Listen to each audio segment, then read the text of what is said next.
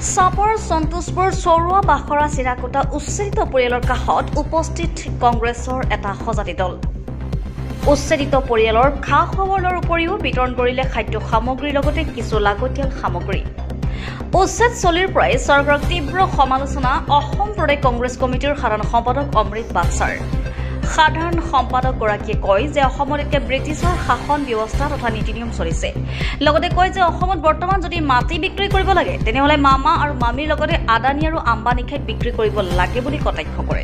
আনহাতে উচ্ছেদিত পৰিয়ালক পুনৰ সংস্থাপন দাবী জনাই ধুবুৰী জিলাৰ কংগ্ৰেছ কমিটিৰ সাধাৰণ সম্পাদক ৰাফিউৰ ৰামানে। News desk report Arunodoy Assam.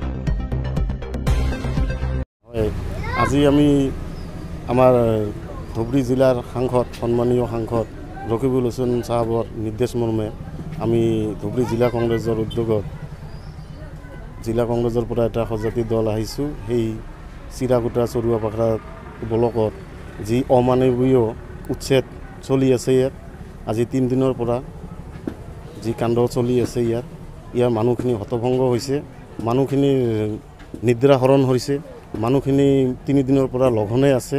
এওঁলোকে খাব পৰা অৱস্থাত নাই, শুব পৰা অৱস্থাত নাই, কি কৰিব, কলৈ যাব, এওঁলোকৰ ভৱিষ্যত অন্ধকাৰ দেখা পাই আছে, আমিও দেখা পাইছোঁ। সেইকাৰণে আমি এটা সজাতি দল এই ভুক্তভোগী মানুহখিনিৰ ওচৰত আহিছোঁ, এওঁলোকক অলপ সকাহ দিবলৈ আৰু কিছু পৰিমাণৰ খাদ্য সামগ্ৰী চাউল দাইল তেৰপাল চেৰপাল লৈ আহিছোঁ। আমি পানী বিস্কুট এইবিলাক লৈ আহিছোঁ। আমি চৰকাৰক অনুৰোধ জনাইছোঁ এই মানুহখিনিক অনতিপলমে প্ৰথম কথা হ'ল এওঁলোকক যিকোনো ঠাইতে হওক উচ্ছেদ মানে হ'ল দুখজনক। উচ্ছেদ কৰাৰ আগত সেই মানুহখিনিক পুনৰ সংস্থাপন দিয়াৰ ব্যৱস্থা কৰিব লাগে চৰকাৰৰ। এইখিনি চৰকাৰৰ দায়িত্ব, কিয়নো এওঁলোকে ভাৰতীয় নাগৰিক, ভাৰতীয় চিটিজেন। গতিকে ভাৰতীয় নাগৰিকক ৰক্ষণাবেক্ষণ দিয়াটো ভাৰত বা অসম চৰকাৰৰ কৰ্তব্য। গতিকে আমি দেখিবলৈ পাইছোঁ এওঁলোকে নিজৰ কৰ্তব্যৰ পৰা আঁতৰি থাকি সেই মানুহখিনিৰ লগত আজি চৰকাৰী কোনো সা সুবিধা দিয়া নাই, এওঁলোকক কোনো পুনৰ সংস্থাপনৰ ব্যৱস্থা কৰা নাই। যাৰ কাৰণে আমি চৰকাৰক দাবী উত্থাপন কৰিছোঁ অনতিপলমে সেই মানুহখিনিক যি ক্ষতিসাধন হৈ আছে সেই মানুহখিনিক ক্ষতিপূৰণ দিব লাগে আৰু মানুহখিনিক অনতিপলমে পুনৰ সংস্থাপনৰ ব্যৱস্থা কৰিব লাগে। হিচাপে 50,000 টকাকৈ দিছে আৰু আপোনাৰ বজেলগাত মাটি দিয়া বুলি শুনা পাইছোঁ, এই ক্ষেত্ৰত কি ক'ব আপুনি? চাওক, আজি সেই মানুহখিনি যুগ যুগ ধৰি এইখিনি ঠাইত বসবাস কৰি আছে। এইখিনি ঠাইৰ লগত বা এইখিনি বায়ু বতাহৰ লগত মানুহখিনিৰ এটা পৰিৱেশ এডজাষ্ট হৈছে। সেই মানুহখিনি আজি ক'ত যাব? বজেৰ আলগাত য'ত নেকি নদী, সেই নদীত যাই মানুহখিনি কি কৰিব? 1 কোটা 2 কোটা মাটি লৈ সিহঁতে তাত ঘৰ বাৰী বান্ধি কি কৰিব? এওঁলোকে কি কৰি খাব? এওঁলোকৰ কৰ্মসংস্থাপনটো কি হ'ব? এওঁলোকে না তাত কৃষি কাৰ্য কৰিব পাব, না তাত কোনো ব্যৱসায় কৰিব পাৰিব, একোৱে কৰিব নোৱাৰে। আৰু তাতকৈ বেদনাদায়ক কথা হৈছে আজি যে আমি এই উচ্ছেদৰ পৰিৱেশটো দেখিবলৈ পাইছোঁ, ইয়াৰ যিখিনি কণ কণ ল'ৰা ছোৱালীসকল আছে এওঁলোকৰ পঢ়া শুনাৰ ভৱিষ্যত অন্ধকাৰ হৈছে, এওঁলোকে লঘনে আছে আৰু বহুতো আই মাতৃসকলে চকুৰ পানী সিহঁতে নিগৰি পৰি আছে। সেইবিলাক চাই আমাৰ অন্তৰখন সঁচাকৈয়ে খুব ভাগৰি গৈছোঁ, আমি খুব দুখ পাইছোঁ। চৰকাৰক আমি কাতৰভাৱে অনুৰোধ জনাইছোঁ সেই মানুহখিনিক অনতিপলমে এওঁলোকৰ ক্ষতিপূৰণৰ ব্যৱস্থা কৰি দিয়ক আৰু পুনৰ সংস্থাপনৰ ব্যৱস্থা কৰক। যে ব্ৰিটিছৰ যিটো শাসন আছিলে, যেনেকুৱা মানুহক অত্যাচাৰ কৰিছিলে, ঠিক তেনেকুৱা ধৰণৰ তেওঁলোকৰ যি নীতি আদৰ্শ, সেই নীতি আদৰ্শ এই অসমত কিন্তু আজি তেওঁলোকে ব্যৱহাৰ কৰি আছে।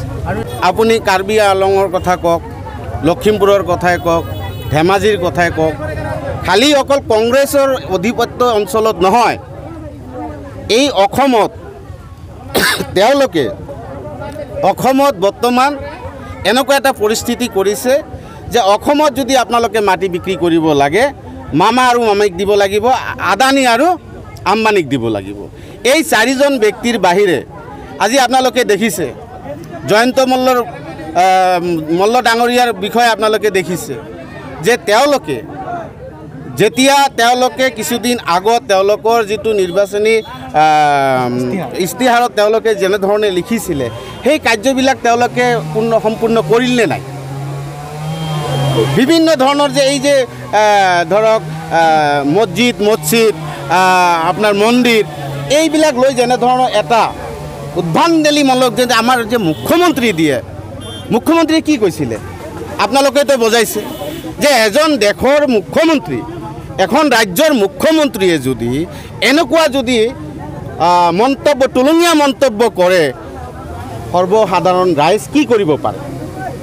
গতিকে মই আহ্বান জনাইছোঁ অসমৰ ৰাইজক, আপোনালোকে বিভ্ৰান্তি নহ'ব, আপোনালোক এইসকল নেতাৰ কোনো কথা আপোনালোকে নুশুনিব। কাৰণ অসম, আমি যি অসমক লৈ গৌৰৱ কৰিছোঁ, যি অসমত আমি শান্তি প্ৰিয়ৰে আমি ইয়াত বসবাস কৰিছোঁ, বিভিন্ন জাতি জনগোষ্ঠী আমি একত্ৰিত হৈ যি সোণৰ অসম গঢ়িবলৈ যি আমাৰ সপোন, এই সোণৰ অসম গঢ়িবলৈ তেওঁলোকে যি আমাক বাধা বিঘিনি কৰি আছে, সেইবিলাক বাধা বিঘিনি আমি কংগ্ৰেছ দলে আলফাক ভয় কৰা নাই, ব্ৰিটিছক ভয় কৰা নাই, এই কেইটামান হিটলাৰক আমি ভয় কৰিম জানো? নকৰোঁ। গতিকে মই অসমৰ ৰাইজক আহ্বান জনাইছোঁ যে আপোনালোকে সংযম হওক, আপোনালোকে একত্ৰিত হওক, তেওঁলোকে যি আমাক বিভক্ত কৰিব বিচাৰিছে এইবিলাক কথাৰ প্ৰতি আপোনালোকে গুৰুত্ব নিদিব। আৰু এই যে তেওঁলোকে যে এডভান্স অসম কৈছে, এইবিলাক নমুনা নেকি?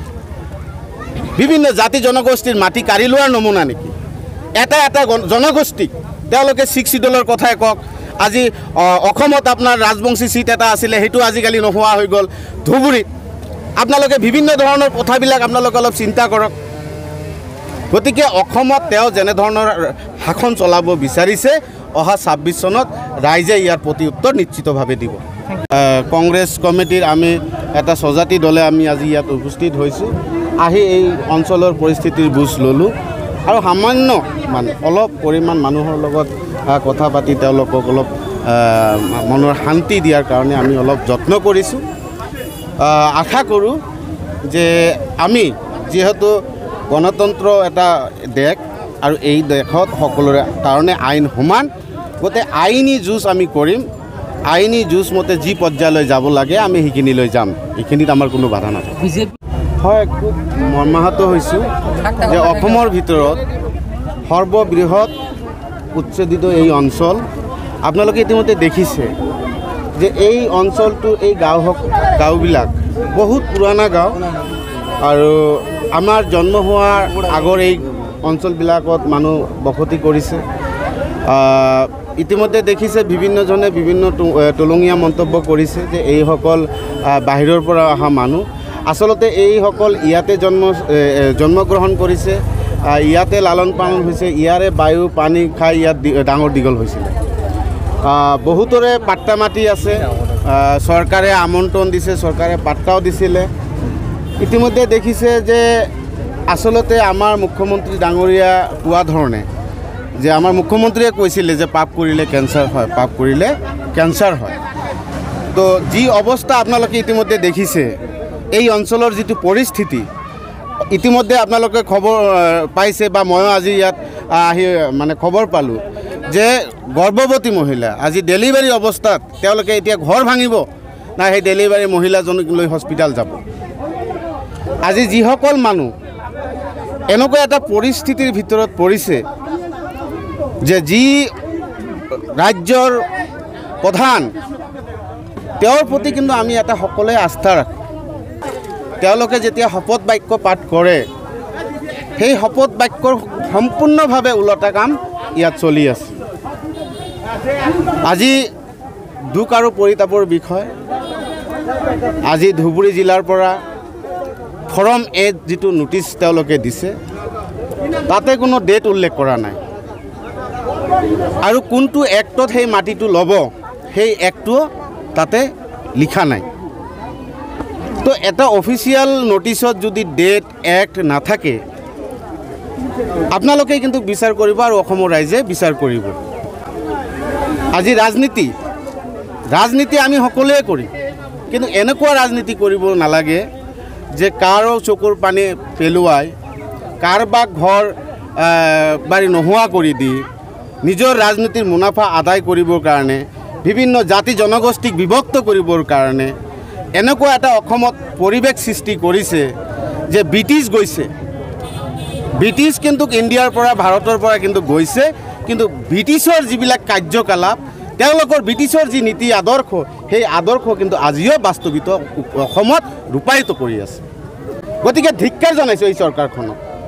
আপোনালোকে আইনগতভাৱে যি ধৰণৰ আপোনালোকে চৰকাৰী ভূমি অধিগ্ৰহণ কৰিব, আইনগতভাৱে কৰক।